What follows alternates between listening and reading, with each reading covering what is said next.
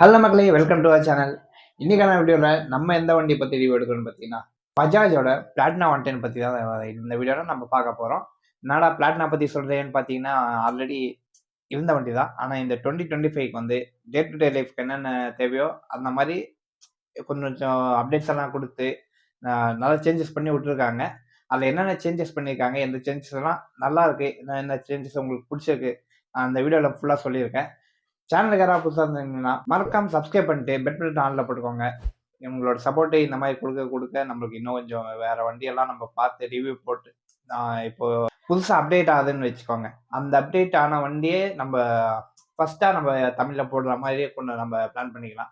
நீங்கள் கொடுக்குற ஒரு சப்போர்ட்னால. பிளாட்டினாவோட சேஞ்சஸ் என்னென்ன பண்ணியிருக்காங்க போய் பார்க்கலாமா? மக்களே, ஃபஸ்ட்டு நம்ம லைட்ஸ் அண்ட் இண்டிகேட்டர்ஸ் பற்றி ஆரம்பிச்சிடலாம். லைட்ஸ் பார்த்தீங்கன்னா நம்மளுக்கு ஃபுல்லாக ஹாலோஜன் தான் நம்மளுக்கு தந்திருக்காங்க. இண்டிகேட்டர்ஸும் சரி, ஹெட்லைட்டும் சரி, நமக்கு எல்லாம் ஹாலோஜன் தான். ஆனால் பார்த்தீங்கன்னா நம்மளுக்கு எக்ஸ்ட்ராவாக நம்மளுக்கு மேலே பார்த்தீங்கன்னா நம்மளுக்கு டிஆர்எல் தந்திருக்காங்க. டிஆர்எல் பார்த்தீங்கன்னா நம்மளுக்கு எப்படியோ நம்மளுக்கு டிஆர்எல் பொறுத்த வரைக்கும் நம்மளுக்கு நைட்டில் சூப்பராக இருக்கும்னு நான் சொல்லுவேன் நான். அப்புறம் இண்டிகேட்டர்ஸில் பார்த்தீங்கன்னா நம்மளுக்கு ஹாலோஜன் தான், பட்டு கொஞ்சம் டிசைன் கொஞ்சம் மாற்றி கொஞ்சம் ஸ்டைலாக தந்திருக்காங்க. நல்லா இருக்குன்னு நான் சொல்லுவேன். அது உங்களுக்கு எப்படி இருக்குன்னு நீங்கள் கமெண்ட்டில் சொல்லுங்கள்.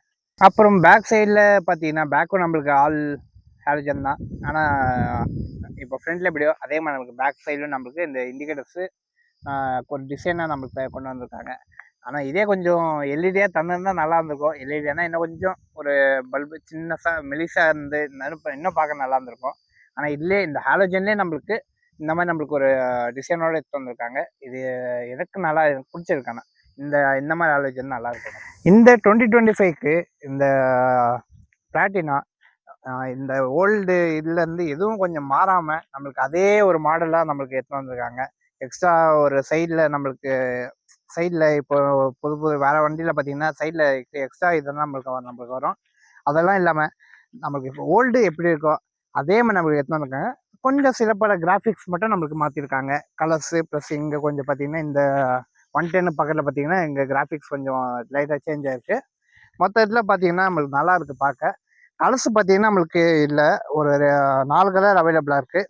ஆனால் அதில் பார்த்தீங்கன்னா நம்மளுக்கு இப்போதைக்கு 2 மட்டும்தான் நம்மளுக்கு இப்போதைக்கு அவைலபிளாக வந்திருக்கு. இன்னும் கொஞ்சம் நாள் ஆனதுக்கப்புறம் நம்மளுக்கு அப்டேட் ஆகணும்னு சொல்லியிருக்காங்க. இதில் பார்த்தீங்கன்னா நம்மளுக்கு பிளாக் ப்ளஸ் நியான், அப்புறம் பார்த்தீங்கன்னா பிளாக் ப்ளஸ் ரெட்டு. இதில் பார்த்தீங்கன்னா நம்மளுக்கு இப்போ நம்ம எடுத்துக்கிற வண்டி பார்த்தீங்கன்னா பிளாக் ப்ளஸ் ரெட்டு தான் நம்மளுக்கு இது கலர் நம்மளுக்கு டோனோட வந்திருக்கு, டியூவல் டோனோட. இது எப்படி இருக்குன்னு நீங்கள் இந்த கலர் ஓகேன்னு சொல்லுங்கள்.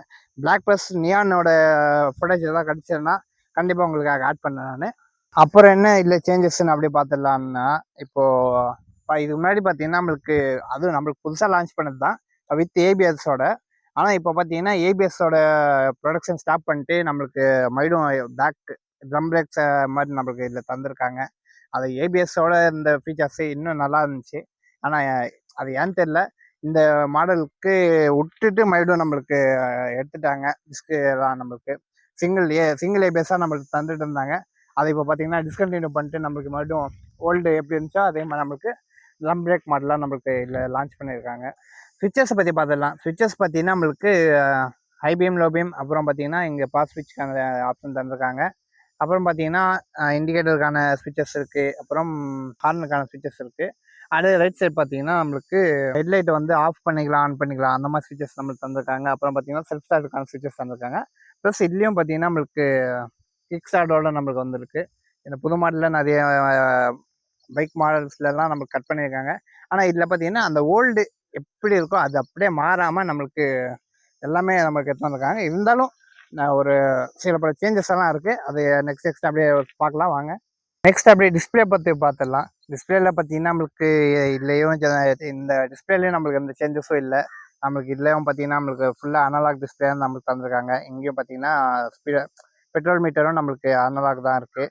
அது இதில் பார்த்தீங்கன்னா இந்த ஃபீச்சரில் எக்ஸ்ட்ரா ஃபீச்சர்ஸ் என்ன வந்திருக்குன்னு பார்த்தீங்கன்னா இங்கே இந்த சார்ஜிங் போர்ட்டு நம்மளுக்கு வந்திருக்கு. இது ஸ்டார்டிங் மாடல், இப்போ ஸ்டார்டிங் ஸ்டேஜில் நம்மளுக்கு கொண்டு வந்திருக்கிறதுனால நம்மளுக்கு இது பார்த்தீங்கன்னா யூஎஸ்பி டைப்பான சார்ஜிங் போர்ட்டு தான் நம்மளுக்கு தந்திருக்காங்க. அது எங்கே நம்மளுக்கு லாங்கு கதை போகிறோம்னா நம்மளுக்கு கன்ஃபார்ம் சார்ஜராக போட்டுக்கிறதுக்கு கன்ஃபார்ம் நல்லா யூஸ் ஆகும். பழைய மாடலேருந்து எல்லாம் அப்படியே மாற்றிருந்தாலும் கொஞ்சம் தான் நான் சொல்லியிருந்தேன்ல, அவங்க நிறைய ஃபீச்சர்ஸ் இதில் சேஞ்ச் பண்ணியிருக்காங்க. அது என்னென்ன நம்ம அப்படி நெக்ஸ்ட் அப்படி பார்க்கலாம். நம்ம ஃபியூல் டேங்கு அப்புறம் மைலேஜ் பற்றி பார்த்துடலாம். டேங்க் கெப்பாசிட்டி பார்த்தீங்கன்னா நம்மளுக்கு ஒரு 12 லிட்டர்ஸ்க்கான டேங்க் கெப்பாசிட்டி தந்திருக்காங்க. மைலேஜ் பார்த்தீங்கன்னா சரியான மைலேஜ் தந்திருக்காங்க. 70 to 75 மைலேஜ் தந்திருக்காங்க. அவ்வளோ நம்மளுக்கு கிளைம் பண்ணியிருக்காங்க. அது எப்படி அந்த அளவுக்கு நம்மளுக்கு தருதுன்னா எந்த அளவுக்கு இருக்கும் இந்த வண்டி அப்படி அது உங்களுக்கு எப்படி தோணுதோ அதை அப்படியே நீங்கள் கமெண்ட் பண்ணுங்கள். நான் எல்லாத்துக்கும் உங்களுக்கு ரிப்ளை பண்ணுறேன். இதில் அப்படியே பேக் சைடு அப்படியே சீட் பார்த்துடலாம். சீட் பார்த்தீங்கன்னா இந்த புது மாடலில் இன்னும் ஒரு கம்ஃபர்ட் சேர்த்துருக்காங்க. ஃப்ரண்ட்டு டிரைவர் உட்காந்தாலும் சரி, பேக் சைடு நமக்கு பில்லியன் உட்காந்தாலும் சரி, சீட் கம்ஃபர்ட்னா இன்னும் சரியாக செஞ்சுருக்காங்க. நல்லா ஒரு சாஃப்டாகவும் இருக்குது. உங்களுக்கு இந்த ரைட் ரிவ்யூ போடுறேன். அதில் உங்களுக்கு இன்னும் என்னென்ன அது எப்படி இருக்குன்னு நான் உங்களுக்கு அப்படியே சொல்கிறேன் நான். அப்புறம் இந்த பிளாட்டினா 110ஓட வெயிட்டை பார்த்துடலாம். பழைய மாடலில் பார்த்தீங்கன்னா நம்மளுக்கு 119க்கான வெயிட்டு தந்துருந்தாங்க. இந்த புது மாடலில் பார்த்தீங்கன்னா ஒரு 3 kg கம்மி பண்ணி 116க்கான வெயிட் தந்திருக்காங்க.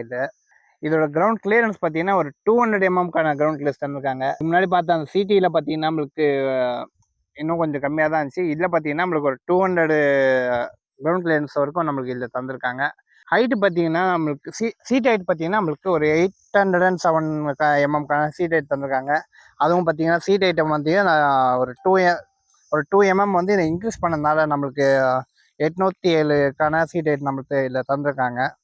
அட்லாஸ்ட் நம்ம இப்போ இந்த வண்டியோட இன்ஜினை பற்றி பார்த்துடலாம். இன்ஜினில் பார்த்தீங்கன்னா நம்மளுக்கு மெயின் சேஞ்சஸ் பண்ணியிருக்காங்க. இதில் பார்த்தீங்கன்னா இதுக்கு முன்னாடி நம்மளுக்கு எலக்ட்ரானிக் கார்புரேட்டர் ஒரு இது இருந்துச்சு. இப்போ பார்த்தீங்கன்னா இந்த 2025 மாடலில் வந்து சேஞ்சஸ் வந்து பார்த்தீங்கன்னா FI பவர்டு இன்ஜினாக நம்மளுக்கு இதில் சேஞ்ச் பண்ணியிருக்காங்க. இதோட இன்ஜின் சிசி பார்த்தீங்கன்னா பழைய மாடலில் பார்த்தீங்கன்னா 115.45 சிசி தந்திருந்தாங்க. ஆனால் இப்போ பார்த்தீங்கன்னா 115.06 அதுக்கான ஒரு கொஞ்சம் அதை சிசி வந்து கொஞ்சம் கம்மி பண்ணியிருக்கிற மாதிரி போட்டிருக்கு. ஆனால் நம்மளுக்கு வந்து ஓட்டி பார்த்தா அந்த சிசி வந்து இன்னும் அதிகம் ஆகின மாதிரி தான் நம்மளுக்கு இருக்குது. அதோட பவர் பார்த்தீங்கன்னா 8.6 PS to 9.5 PS வரைக்கும் நம்மளுக்கு தந்திருக்காங்க. டார்க் பார்த்தீங்கன்னா நம்மளுக்கு 9.81 to 9.9 Nm டார்க்கு நம்மளுக்கு ப்ரொடியூஸ் பண்ணுது. அப்புறம் கியர் பார்த்தீங்கன்னா நம்மளுக்கு 4 ஸ்டெப் கியர் பாக்ஸ் நம்மளுக்கு தந்திருக்காங்க நமக்கு. அப்புறம் இத்தனை சேஞ்சஸ் பண்ணி பழைய மாடல்லேருந்து இதை எடுத்து வந்து கொஞ்சம் நம்ம இன்னும் அதுவும் சேஞ்ச் பண்ணிருக்கணும்ல, அதே மாதிரி தான் நமக்கு இந்த பஜாஜ் சேஞ்ச் பண்ணியிருக்காங்க. என்னன்னு பார்த்தீங்கன்னா ஒரு ப்ரைஸ் வந்து ஒரு 3300 ரூபாய் வந்து இன்க்ரீஸ் பண்ணியிருக்காங்க. அது புது ஃபீச்சர்ஸ்லாம் நமக்கு குறைச்சிருக்காங்க, ஏற்றிருக்காங்க. அதுக்காக நம்மளுக்கு இப்போ சார்ஜிங் போட்டு நம்மளுக்கு வந்திருக்கு. அதனால் நம்மளுக்கு அது ஒரு ஃபீச்சர்ஸ்ன்னு எடுத்துட்டு நம்மளுக்கு ஒரு 3300 ரூபாய் இன்க்ரீஸ் பண்ணியிருக்காங்க. அது மட்டும் இல்லை, இன்ஜின்லேயும் நம்மளுக்கு மாற்றம் பண்ணியிருக்காங்க. இன்னும் ஒரு டயர்ஸு, சஸ்பென்ஷன் எல்லாத்துலேயும் நம்மளுக்கு சேஞ்ச் பண்ணியிருக்காங்க. அதனால் ஒரு சின்ன ஒரு அமௌண்ட்டாக நம்மளுக்கு 3300 ரூபாய் இன்க்ரீஸ் பண்ணியிருக்காங்க இந்த வண்டியோட ரேட்டு. ஸோ த்ராட்லர்ஸ் இப்போ வந்து இந்த பிளாட்டினா 110ஓட ஒரு சின்ன ரைட் ரிவ்யூ வந்து பார்த்துருவோம் எப்படி இருக்குது அப்படின்றது. ஸோ பஜாஜ் வந்து பார்த்திங்கன்னா இப்போ அவங்க வண்டிகள் எல்லாமே ரிஃபைன்மெண்ட் வந்து நல்லா கொடுக்க ஆரம்பிச்சிட்டாங்க. ஸோ இந்த 110மே வந்து பார்த்திங்கன்னா நான் ரீசெண்ட் டேஸில் வந்து ஓட்டினது கிடையாது, பட் ரொம்ப நாளைக்கு முன்னாடி வந்து ஓட்டியிருக்கேன். அதில் வந்து வைப்ரேஷன்ஸ் எல்லாம் இருந்தது. பட் இந்த பிளாட்டினா வந்து பார்த்திங்கன்னா ஒரு வெல் ரிஃபைன்டு வண்டியாக வந்து கொடுத்துருக்கிறது வந்து பார்க்க முடியுது. கியர்ஸுமே வந்து பார்த்திங்கன்னா கிட்டத்தட்ட ரொம்ப சின்ன த்ரோஸ் ப்ளஸ் வந்து பார்த்திங்கன்னா நமக்கு நல்ல ரிஃபைண்டாக வந்து கொடுத்துருக்கிறது பார்க்க முடியுது. இன்ஜின் சைடுமே நீங்கள் எப்படி சொல்கிறதுனா முன்னே இந்த 110எல்லாம் நமக்கு ஓட்டும்போது வைப்ரேஷன்ஸ் இந்த மாதிரி விஷயங்கள்லாம் இருந்தது. பட் இப்போ வர வண்டிங்களை கண்டிப்பாக இல்லை. பஜாஜில் நான் ரீசெண்டாக ரிவ்யூ பண்ண ஆல்மோஸ்ட் வண்டிங்க வந்து பார்த்திங்கன்னா ரிஃபைன்மெண்ட் லெவலில் கொஞ்சம் நல்லாவே இம்ப்ரூவ் பண்ணிட்டு வர்றதை வந்து பார்க்க முடியுது. ஸோ இந்த வண்டியுமே வந்து பார்த்திங்கன்னா one of the bike refinement வந்து நல்லாயிருக்கு. ஸோ 110cc தானே, இதில் வந்து என்ன இருந்துற போகுது அப்படின்லாம் யோசிக்க வேண்டாம். நிஜமாக இங்கே Bajaj doing great job. Plus வந்து சஸ்பென்ஷன்லாம் பாருங்களேன் நல்லா வந்து இருக்குங்க. நீங்கள் வந்து சிட்டியில் வந்து கம்யூட் பண்ணுறதுக்கு ஒரு எக்ஸலண்ட்டான சஸ்பென்ஷன் ப்ளஸ் வந்து பார்த்திங்கன்னா சீட்டிங் கம்ஃபர்ட் இருக்கு இல்லைங்களா, உண்மையாக டூயிங் கிரேட் ஜாப். நான் வந்து பாருங்கள் ஒரு பாட்டோவில் வந்து விட்டு காட்ட போகிறேன். ஸோ எந்த அளவுக்கு சஸ்பென்ஷன் இருக்குன்னு வந்து பார்க்குறீங்கன்னா அந்தளவுக்கு வந்து நல்ல சாஃப்டாக இருக்குங்க சஸ்பென்ஷன். உண்மையாக இந்த வண்டியோட சஸ்பென்ஷன் விஷயத்தில் நான் ரொம்பவே ஹாப்பி. ப்ளஸ் வந்து உங்களுக்கு வந்து நல்ல ஒரு மைலேஜ் உங்களுக்கு எப்படி பார்த்தாலுமே ஒரு 40 அந்த ரேஞ்சில் ஓட்டுறீங்கன்னு வச்சுக்கோங்களேன், 40-50 அந்த ரேஞ்சில் ஓட்டுறீங்கன்னு வச்சுக்கோங்களேன், 80 வந்து கண்டிப்பாக கொடுத்துரும். அதே மாதிரி நீங்கள் வந்து ஒரு சிட்டி லிமிட்ஸில் ஓட்டுறீங்க ப்ளஸ் வந்து ஒரு ஃபுல் டே டெலிவரி ஜாப் இந்த மாதிரிலாம் பண்ணுறீங்கன்னா இந்த வண்டியை தாராளமாக நீங்கள் எடுங்க. நான் டெஃபினெட்லி வந்து ரெக்கமெண்ட் பண்ணுவேன். ஏன்னா இந்த வண்டியில் இப்போ வந்து பார்த்திங்கன்னா நமக்கு இந்த சஸ்பென்ஷன் விஷயம் ஆகட்டும், சீட்டோட கம்ஃபர்ட் ஆகட்டும், குஷனிங் லெவல் ஆகட்டும், ரிஃபைன்மெண்ட் லெவல் ஆகட்டும், கியரில் வந்து நம்ம வந்து ஸ்லீக்காக வெல்றதாகட்டும், இது எல்லா விஷயமே வந்து பார்த்திங்கன்னா Bajaj is doing good job. But நான் ஒரு விஷயத்த வந்து கண்டிப்பாக சொல்லுவேன். என்ன விஷயம் வந்து பார்த்திங்கன்னா இவங்க இந்த 110 வந்து ஏபிஎஸ் மாடல் வந்து ஸ்டாப் பண்ணுது. மேபி பண்ணாமல் இருந்திருக்கலாங்க. ஏன்னா அது வந்து ஒரு நல்ல ஆப்ஷன். ஏன்னா 110cc வந்து ஒரு சேஃப்டியை ஃபோக்கஸ் பண்ண ஒரு வண்டியை ஏன் அவங்க வந்து ஸ்டாப் பண்ணிட்டாங்கன்னு எனக்கு தெரியல. இதில் வந்து ட்ரம் பிரேக் இருக்கிறது மட்டும்தான் நான் ஒரு சின்ன டிஸ்அட்வான்டேஜாக பார்க்குறேன். மற்றபடி எவ்ரிதிங் இஸ் குட்ங்க. ஸோ இதுதான் இந்த வண்டியோட ரிவ்யூ. கண்டிப்பாக ஃபுல் ரிவ்யூ வந்து நான் கூடிய சீக்கிரத்தில் போஸ்ட் பண்ணுறேன். வெயிட் பண்ணுங்கள். ஸோ கம்ப்ளீட்டாக என்னென்ன இருக்குது A to Z எல்லாமே வந்து போட்டுறேன். மை லேட்டஸ்ட் ரிவ்யூ வேணுமா, அதையும் கீழே கமெண்ட் செக்ஷனில் சொல்லுங்கள். ஸோ இது வரைக்கும் வீடியோ தொடர்ந்து பார்த்து எல்லாருக்கும் மிகப்பெரிய நன்றி.